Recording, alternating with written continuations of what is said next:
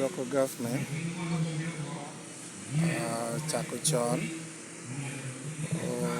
obino omiyo logo megero palace awuon nyasi melao dang ute handing over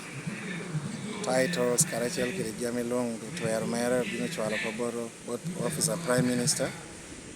yen gine nama otie kede chente megero palace gina dong tie chani tie ni manono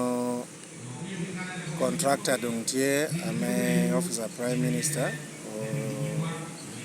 omiyo gidong tich contractor moluoni CMD Investment Limited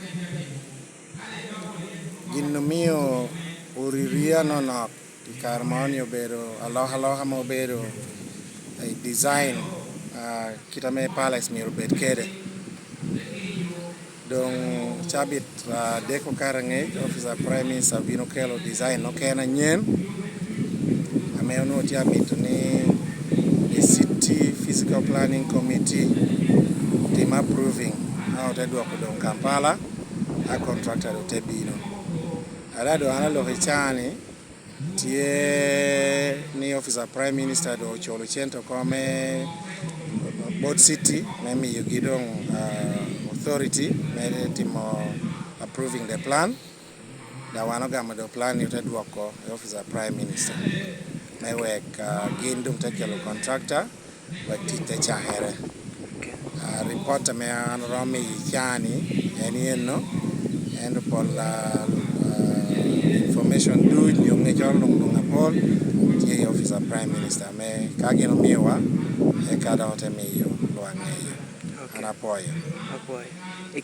ineno ni kere kube kere udong officer prime minister yoba megero man romo chahe within karoman teki physical plan o odwa hodong bodgi ena miyo wa romo ngeya wena ma ereye era tikere genni chabita binu ni wana romo dong miyo ngecho kene ame dong nyura wena ame titi ereye boy. The supervising consultant Obuntu Construction Ltd. Obuntu and the Ubuntu Consulting Ltd. The contract value may palace and may assigning to Mojani 8 billion a day, 2 billion a day, 3.5 billion.